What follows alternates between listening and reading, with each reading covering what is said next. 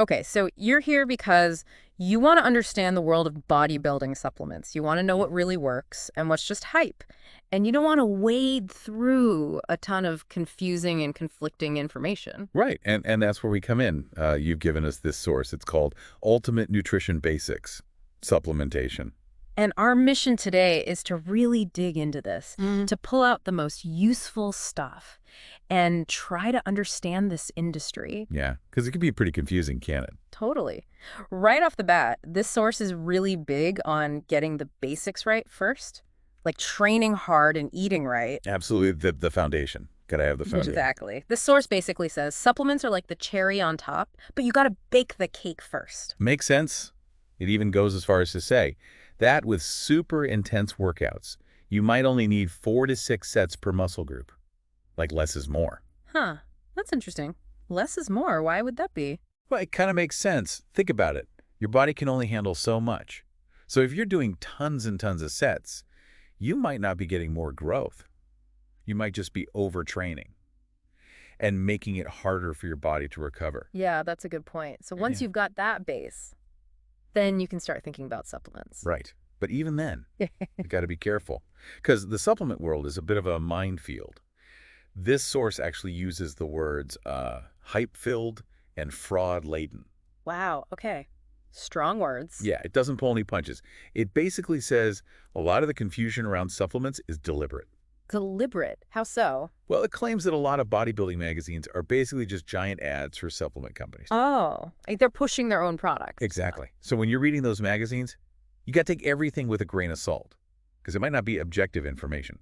It might be a sales pitch in disguise. So basically, it's all about the money.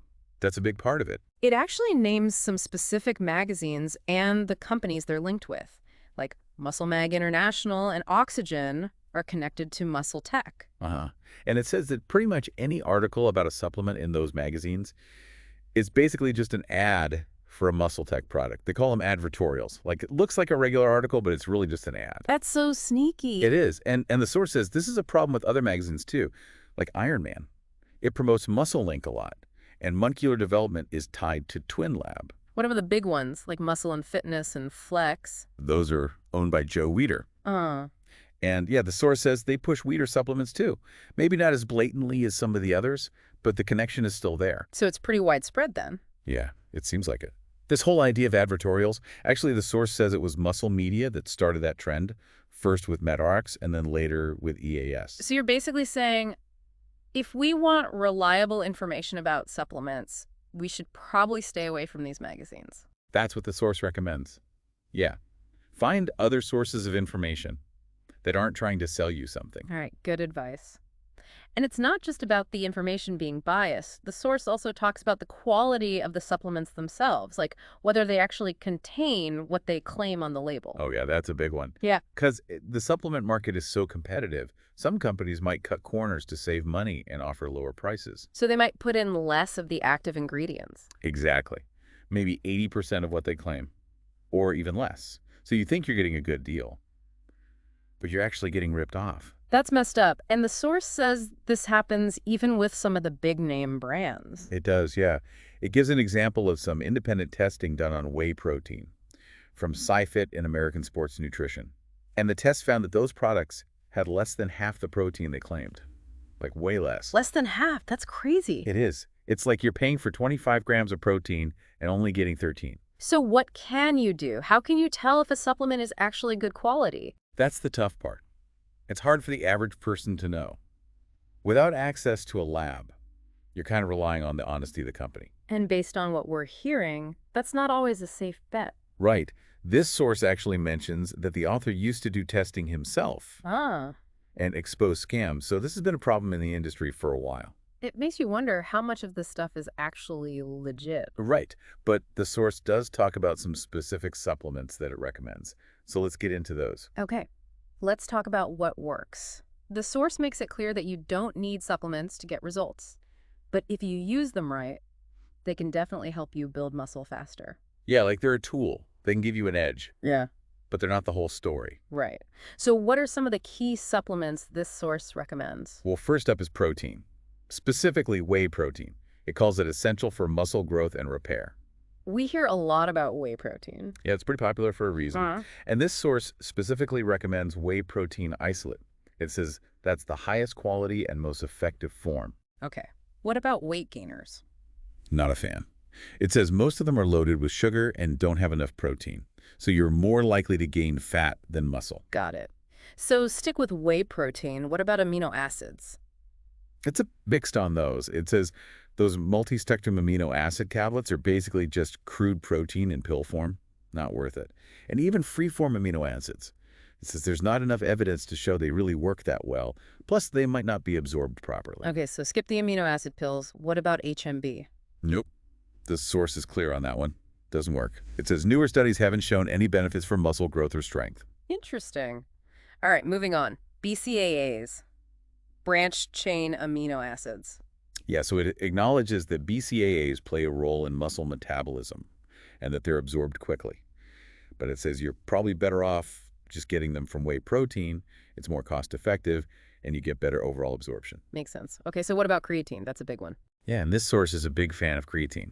It says it's a must-use, not just for strength, but for endurance too. It can help increase muscle fiber size, strength, and power. It recommends going with micronized creatine because it's absorbed quicker and better. Micronized. Got it. What about meal replacement supplements, those MRPs? Those get a thumbs up. It says they can be good for gaining muscle without gaining too much fat because they provide a balanced meal with the right amounts of protein and carbs. It even names some specific brands like EAS and AST. I've heard of those. All right, what about ALA, alpha lipoic acid? This one is a bit tricky. The source says it can mimic the effects of insulin, which helps shuttle nutrients into your muscles, and it might even boost creatine absorption, but it has to be taken in capsule form. Never if it's pre-mixed in a powder that's unstable that way. Oh, good to know. So capsules only. What about the basics like multivitamins and multiminerals? Yeah, those are essential. It says athletes often overlook them, but they're crucial for supporting all the bodily functions involved in training and growth. A good MRP should have all the essential vitamins and minerals you need. Okay, so those are important. What about andro supplements? Like androstenedione?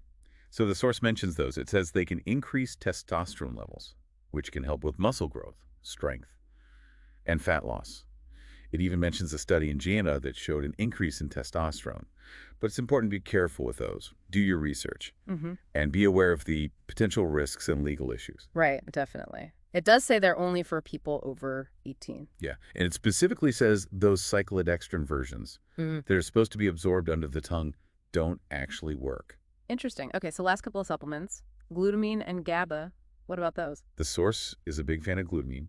It says it's the most abundant amino acid in muscle tissue.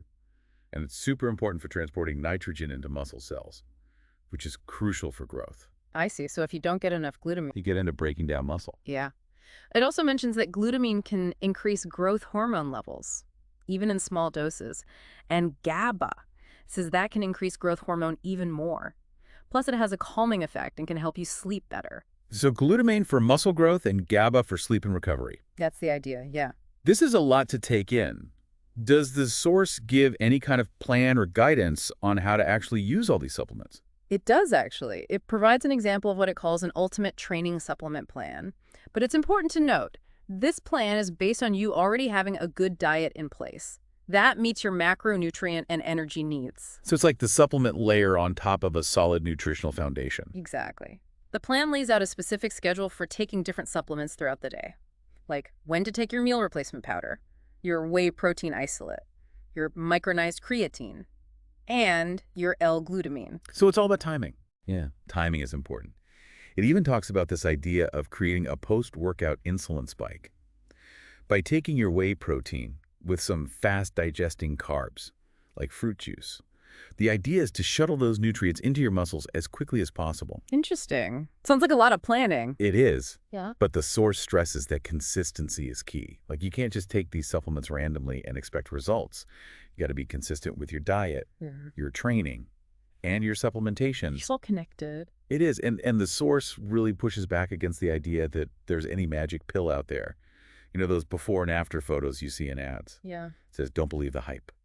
Real results come from hard work and consistency. All right, so to sum up, what are the key takeaways from this deep dive into bodybuilding supplements? Well, first off, be skeptical of bodybuilding magazines.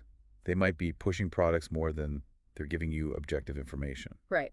Think critically about the source. Absolutely. And then be aware of supplement quality. Not all supplements are created equal. Some companies might cut corners. So do your research and try to find reputable brands. And of course, supplements are just one part of the puzzle. Right. Don't neglect the basics. Diet and training are still the most important things. So true. Before we wrap up, here's something to think about. We've seen how there can be a lot of misinformation and misleading marketing in the supplement industry. Yeah, it's a bit of a wild west out there. So here's the question. What other industries might have similar problems, where there's a big financial incentive to sell you something or influence your opinion? That's a good question. Makes you think. It does. Yeah. Maybe we can apply these same critical thinking skills to other areas of our lives when we're evaluating information and making decisions. Yeah, that's a great takeaway. Always be critical. Always question. Exactly. All right, that's it for this deep dive. Thanks for listening. We'll catch you next time.